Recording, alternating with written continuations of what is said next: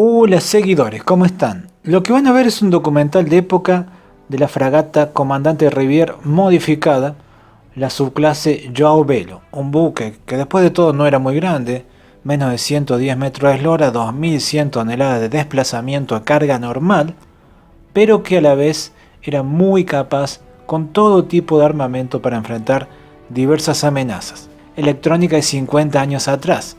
Imaginen lo que se puede hacer, la validez de un buque diésel moderno de 2100 toneladas con una electrónica actual que ocupa mucho menos espacio y es bastante más potente. Dato curioso es que este buque en el cual se filmó el documental, el comandante Sacadura Cabral, terminó en una marina sudamericana. Fue transferido a Uruguay y utilizado por la Armada del vecino país como fragata Pedro Campbell entre 2008 hasta 2019. Creo que vale la pena remarcar que los subtítulos no han sido creados por ningún tipo de inteligencia artificial, han sido creados por la inteligencia natural, la mía. Les avisos escorteurs type Commandant Rivière sont des bâtiments de tonnage moyen étudiés par le service technique des constructions et armes navales pour la Marine nationale française. Leur conception, pour une utilisation dans des zones de climat les plus variées, les désigne aussi bien pour les missions outre-mer de temps de paix que pour celles d'escorte en temps de guerre. Les possibilités nombreuses de ces bâtiments les ont fait choisir par la marine portugaise, qui en a commandé 4 à un groupement d'industries privées françaises. Ce groupement est constitué par les ateliers et chantiers de Bretagne, constructeurs de la coque et installateur général, les chantiers de l'Atlantique, constructeurs et installateurs de l'appareil propulsif, et la compagnie des ateliers et forges de la Loire, chargée de la fourniture, de la mise en service et des essais des armes et équipements. Cette dernière société s'est assurée le concours de spécialistes électroniciens. La compagnie de signaux et d'entreprises électriques pour la conduite de l'artillerie. Thomson CSF pour les transmissions extérieures, les radars et leurs environnements, les calculateurs de tir, la direction de lancement des torpilles. Et la société Alcatel pour la maîtrise d'œuvre anti-sous-marine. La construction de ces 4 avisos-escorteurs a été effectuée au chantier de Bretagne à Nantes, grâce au concours technique de l'Arsenal de Lorient, qui a cédé tous les documents nécessaires, et sous le contrôle du service de la surveillance industrielle de l'armement. Ce dernier organisme étant chargé de veiller au respect des caractéristiques techniques et des délais imposés au contrat. Ces 4 avisos ont été livrés dans les délais fixés en ayant pleinement réussi leurs essais. Ces derniers ont été menés à bien par le groupement des fournisseurs avec l'aide nécessaire de la marine française. Et leur réussite a permis de remettre à la marine portugaise des bâtiments clés en main.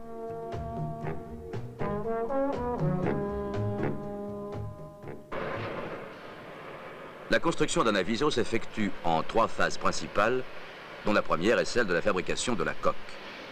Celle-ci a 103 mètres de longueur hors tout, 11 mètres 60 de largeur maximale et un tirant d'eau voisin de 4 mètres.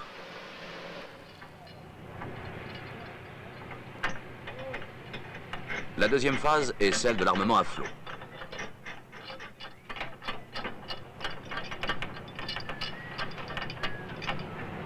C'est au cours de cette phase que sont introduits dans le navire tous les appareils et installations.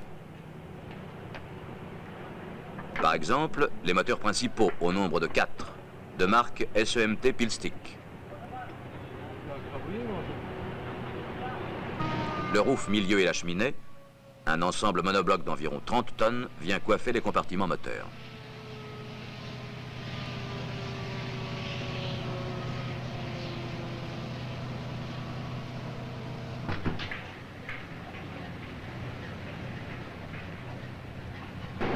L'aviso possède un armement très important relativement à son tonnage. En effet, cet armement comprend 3 tourelles automatiques de 100 mm, pouvant tirer chacune à la cadence de 60 coups par minute.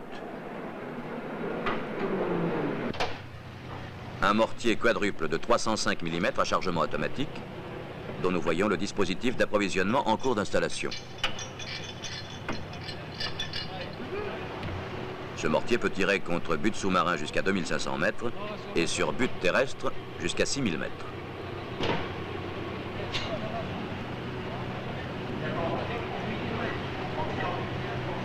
Enfin, 2 plateformes triples de tubes lance-torpilles.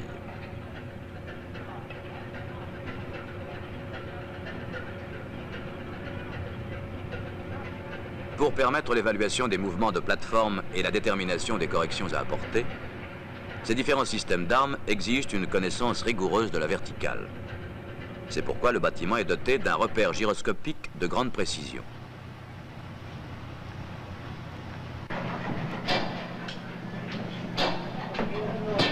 Un des problèmes les plus difficiles à résoudre dans la réalisation de ce navire a été de coordonner l'activité des diverses sociétés responsables.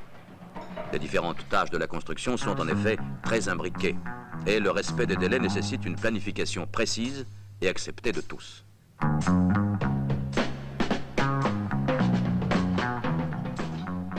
À titre d'exemple, disons qu'il y a installé 120 km de câbles électriques, soit 700 km environ de conducteurs.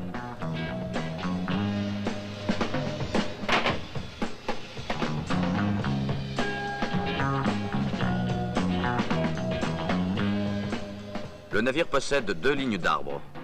Les hélices en laiton à très haute résistance ont été particulièrement étudiées en vue de leur discrétion acoustique.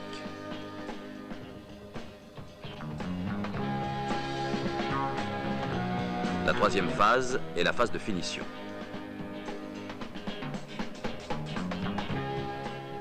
Tout au long de la construction, le souci de respecter les délais imposera la continuité du travail, quelles que soient les conditions météorologiques.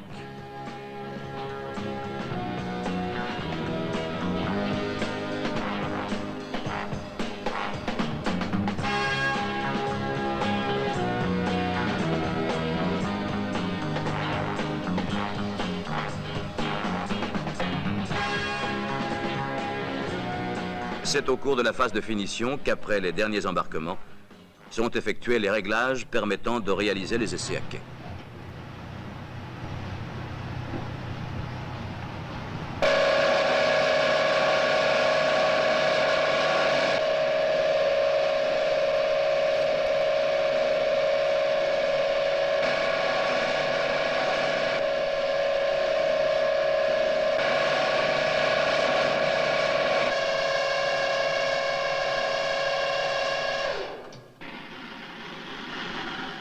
Les essais à quai, dont le nombre dépasse 200, se poursuivent. Nous assistons ici à l'essai d'étanchéité des hublots et panneaux.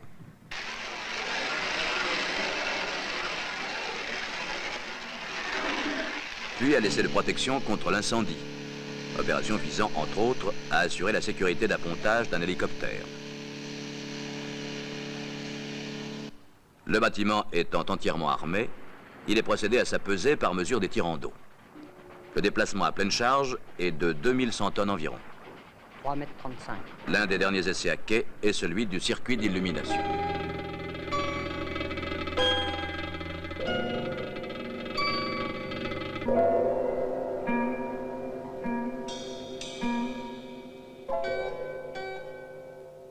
Quelques travaux de finition sont encore nécessaires pour donner au bâtiment son aspect définitif.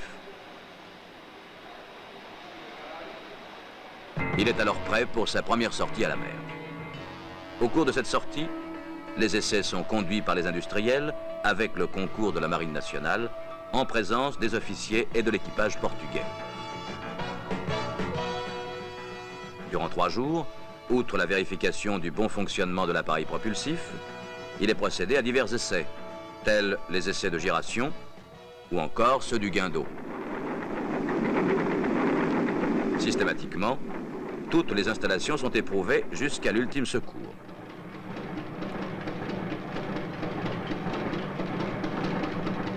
Ici, celui de l'appareil à gouverner.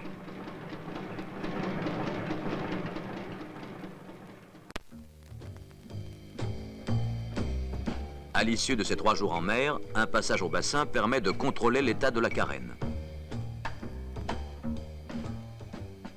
Une cérémonie de transfert de pavillon marque alors la livraison du navire.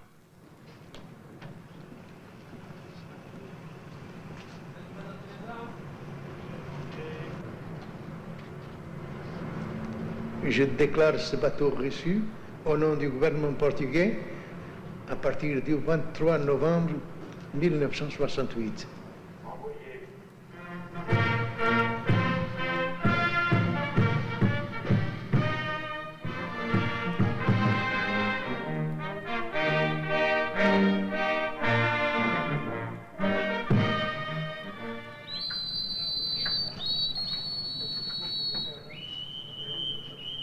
Par la suite, les essais en mer vont se poursuivre en vue de la recette définitive.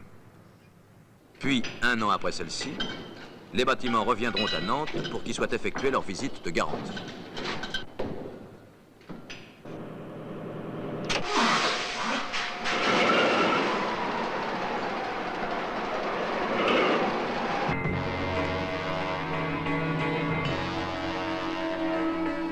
Une visite rapide va nous permettre d'examiner les aménagements confortables de ces avisos, ainsi que les installations spéciales.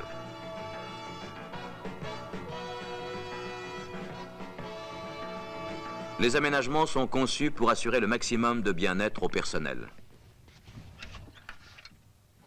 Les postes d'équipage sont pourvus de couchettes et possèdent un avant-poste.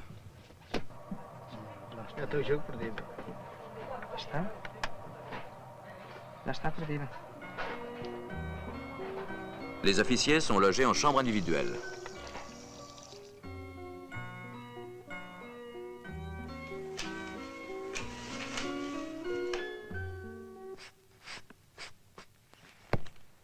Le commandant dispose d'un appartement comportant une chambre et un carré qui, lors des réceptions à bord, peut être joint au carré des officiers, duquel il n'est séparé que par une cloison amovible.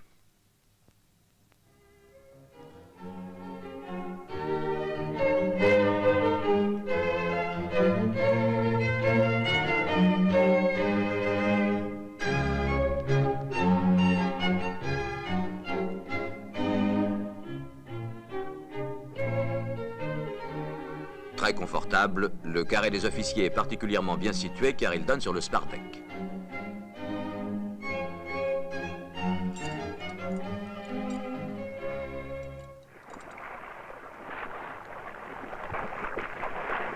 Les vivres sont entreposés dans les fonds du navire.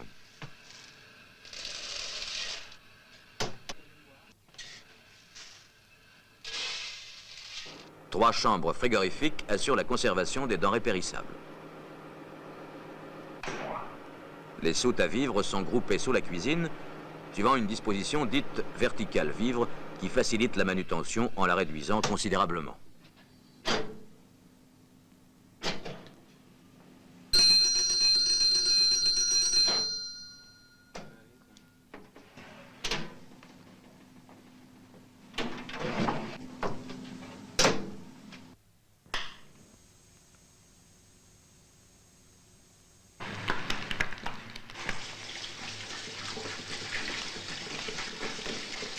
De la cuisine, un monte-plat dessert au pont supérieur les carrés du commandant et des officiers. De leur côté, les officiers mariniers prennent leur repas dans 2 salles à manger situées en face de la cuisine.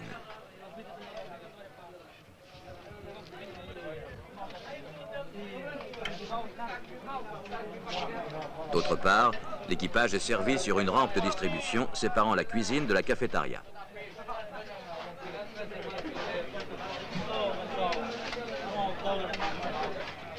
Les réserves en vivres assurent une autonomie de 45 jours pour un effectif comptant 214 personnes. Tous les locaux habités et techniques de l'aviso sont climatisés.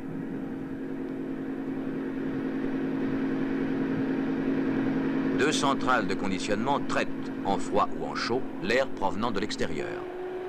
Celui-ci est ensuite réparti à travers le bâtiment à l'aide de 12 ventilateurs.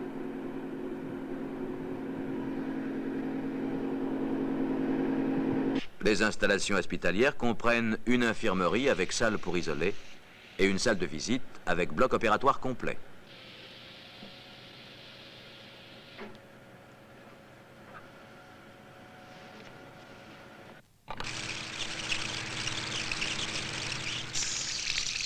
La distribution de l'eau est effectuée à partir de 2 stations situées au voisinage de 2 calaos, d'une contenance unitaire de 22 tonnes 5.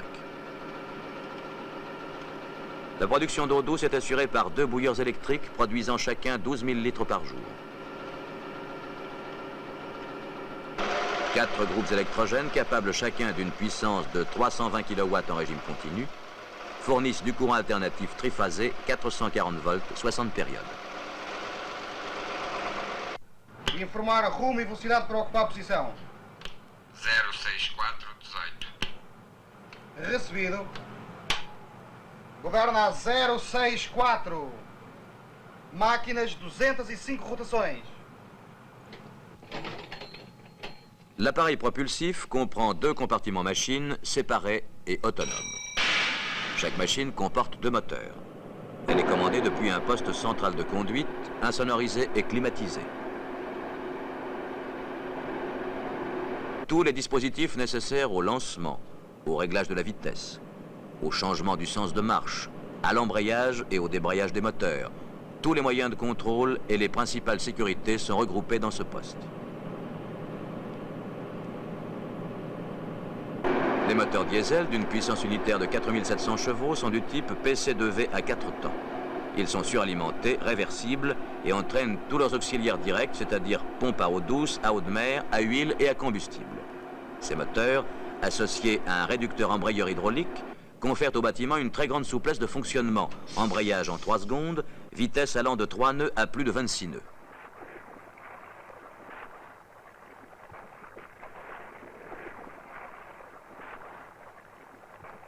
Le réducteur entraîne une ligne d'arbre équipée d'une butée auxiliaire et d'un frein mécanique permettant son désaccouplement en 15 minutes. Le bâtiment peut alors naviguer avec une seule ligne d'arbre, l'autre étant soit freinée, soit désaccouplée et entraînée par sillage. Avec 2 lignes d'arbre et à la vitesse maximum, il est possible de casser l'air du bâtiment en moins de 5 longueurs.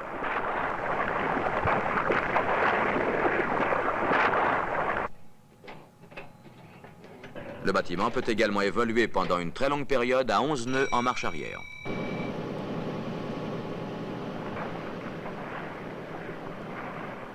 Les essais à la mer se poursuivent pour tous les autres équipements. C'est ainsi qu'à son tour est essayée l'installation de mise à l'eau des embarcations. Chacune de ces embarcations échouables, du type LCPS, peut transporter 25 hommes à la vitesse de 11 nœuds, permettant ainsi le débarquement du personnel hors des ports aménagés.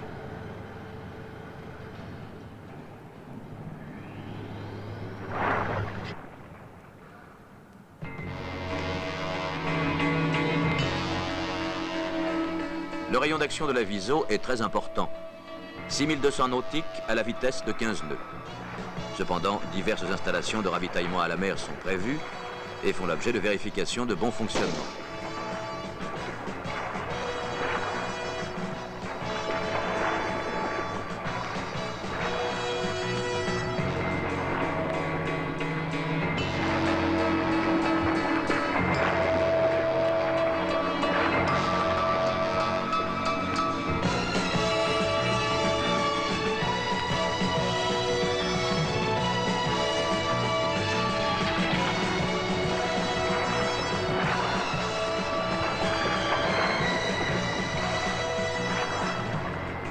Outre les installations pour le ravitaillement en combustible ou en eau, la Viso est équipée pour le transfert de personnel ou de charges légères.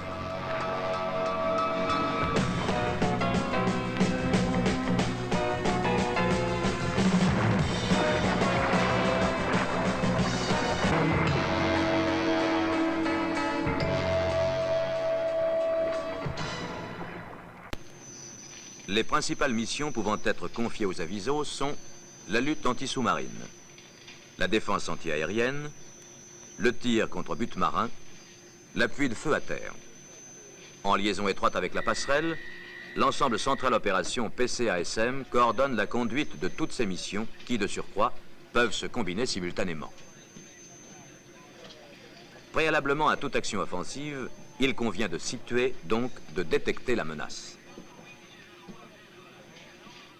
La détection sous-marine se fait avec 2 appareils sonars, l'un de veille, l'autre d'attaque. Le sonar de veille SQS-17 est panoramique. Le sonar d'attaque du BA-3 est unidirectionnel et télécommandé en direction et en site. Un calculateur détermine l'immersion du sous-marin à partir du site et en fonction de la bathythermie. Le poste à calcul permet de déterminer la route et la vitesse du but à l'aide des éléments fournis par l'analyse Doppler et le télescope acoustique. On vérifie leur cohérence avec ceux élaborés par les graphiques azimut et distance. 2 armes peuvent être utilisées pour la destruction du sous-marin, le mortier et la torpille. Le mortier est en principe utilisé pour l'attaque urgente. Le calculateur BTCS élabore les éléments de tir. Le convertisseur mortier assure le pointage automatique en élévation et circulaire.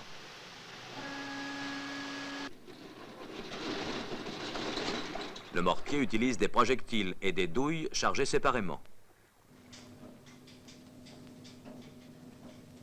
Les projectiles sont stockés en soute sur des carrousels. Un élévateur à cycle automatique les amène jusqu'à l'affût. La charge des douilles est choisie en fonction de la distance du but par le PC ASM.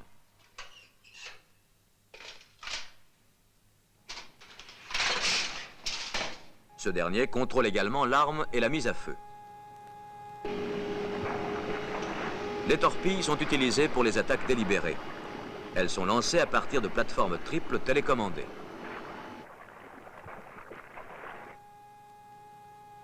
Le lancement des torpilles se fait avec ou sans gyrodéviation. Le calculateur détermine l'orientation des plateformes, les éléments de la gyrodéviation, le temps parcours, l'immersion de la torpille, la parallaxe acoustique. La mise en œuvre et le contrôle des plateformes se font à partir du PC lance-torpille.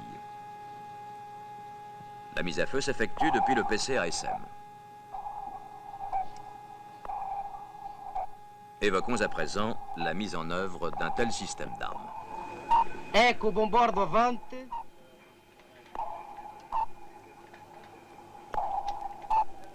Possível submarino.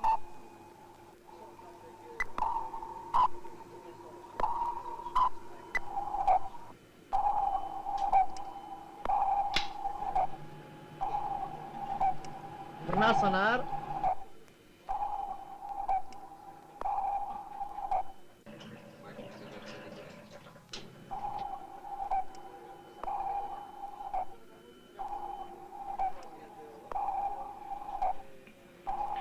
Ataque urgente morteiro, uma salva. Ataque urgente morteiro, uma salva.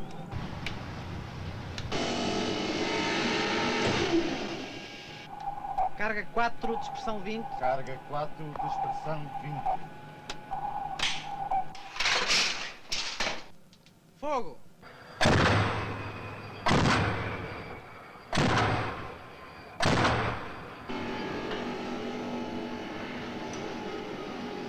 À la suite d'une première attaque, la destruction du sous-marin n'est pas certaine. La collaboration d'avions et d'autres bâtiments de surface peut être nécessaire.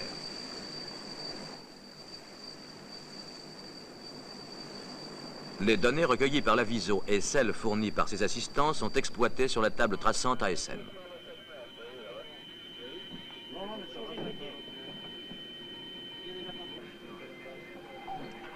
La plupart de ces éléments sont visualisés sur le plot d'attaque pour faciliter la conduite des attaques délibérées. Dans ce cas, on utilise des torpilles à tête chercheuse active. Ici, lancement d'une torpille maquette effectuée au cours des essais des plateformes TLT.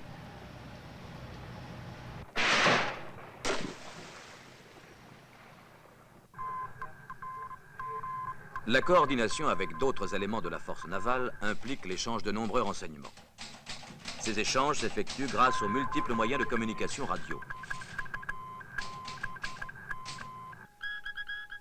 De puissants émetteurs travaillant dans diverses gammes de fréquences servent aux liaisons avec la Terre. Des émetteurs-récepteurs BLU assurent les liaisons HF d'information. Falcão, aqui Capelo, emergência, separação, submarino, posição 36. Les ensembles 20 UHF nord. permettent des liaisons discrètes avec les éléments proches de la force navale. Le commandement peut disposer de plusieurs liaisons téléimprimeurs F1.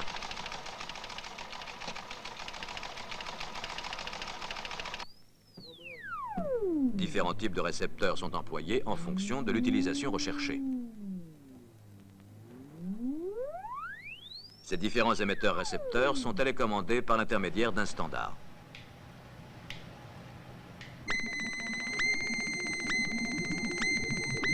téléphone sous-marin permet d'entrer en contact avec un submersible ami en plongée. Subcora de Fracapelo. Confirmar encontro amanhã 8 horas. Ponto fixado. Escuto. 3620 norte. Les renseignements à échanger avec la force navale sont fournis par des moyens passifs ou actifs. Les principaux moyens passifs de la VISO sont le radiogoniomètre, qui détecte les émissions dans les bandes hautes et moyennes fréquences.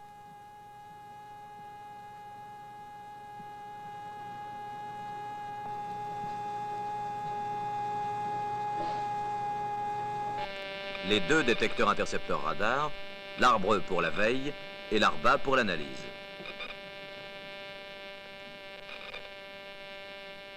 L'ensemble des moyens actifs est regroupé dans un local où s'effectue leur mise en route et leur contrôle. Ce local est contigu aux centrales opérations.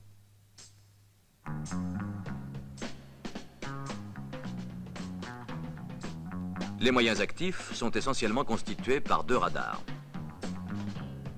Le DRBV-22 assure le contrôle de l'espace aérien dans d'excellentes conditions. Sa portée moyenne est de 70 nautiques sur intercepteur léger. Sa puissance de crête est supérieure à 400 kW. Le DRBV-50 est utilisé pour la navigation et le contrôle éventuel d'hélicoptères dans la lutte anti-sous-marine. Des équipements assurent la distribution des vidéos et des signaux de synchronisation vers les indicateurs d'exploitation.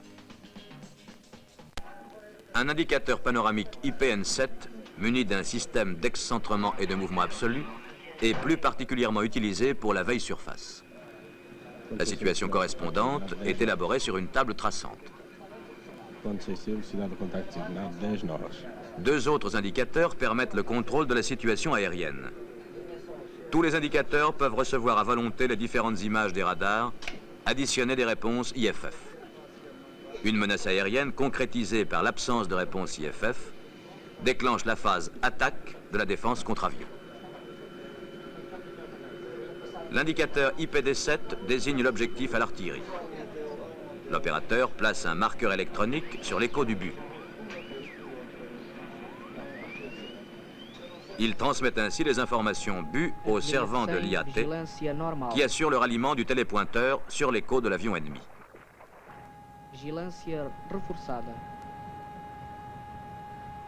Le radar d'artillerie en poursuite automatique délivre tous les éléments but. À partir de ces informations, un calculateur élabore la route du but. Un second calculateur détermine les éléments de tir à envoyer aux tourelles.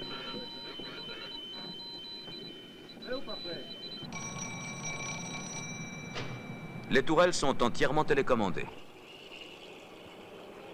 Elles ont un pointage manuel de secours.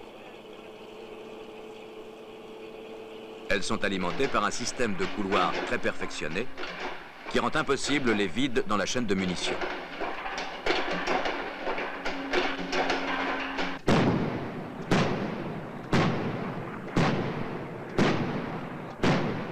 La tourelle peut tirer 30 coups sans intervention du personnel de soute.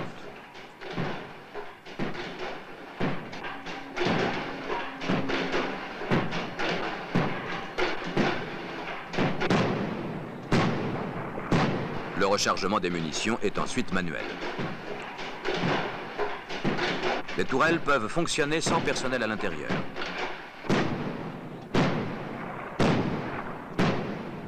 Le bâtiment possède également une artillerie secondaire composée de 2 affûts Beaufort de 40 mm.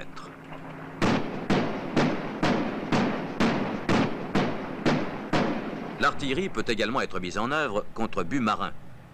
L'ensemble des opérations reste le même, ce qui est une simplification importante. Seul le calculateur diffère. C'est le BTAM qui est employé. Ce même calculateur est utilisé pour le tir contre la terre. Dans ce cas, la désignation d'objectif doit être faite à partir du poste optique, qui peut télécommander la tourelle 1 ou le mortier.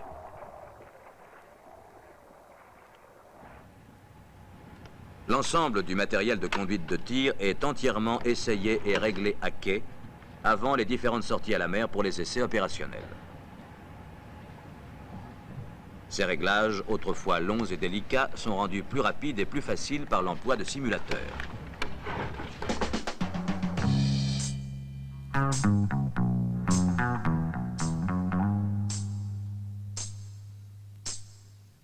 Pour la recette définitive de l'artillerie de 100 mm, il est procédé à un tir de précision sur manche remorquée.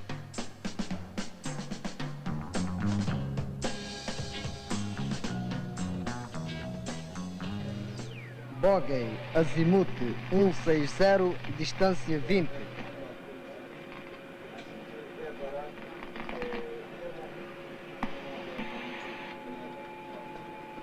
Désignation d'objectif. Reconnaissance à l'IAT. Poursuite automatique. Calcul des éléments de tir. Pointage. Des tableaux synoptiques présentant l'état de l'artillerie de 100 mm informent le chef du PC de la levée successive des interdictions. Pendant toute la durée de l'essai, le centre opération assure la sécurité du champ de tir.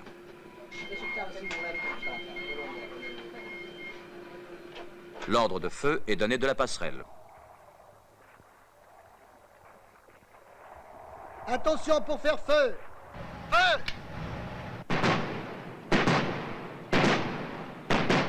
La précision à hauteur et distance est appréciée depuis l'avion remorqueur.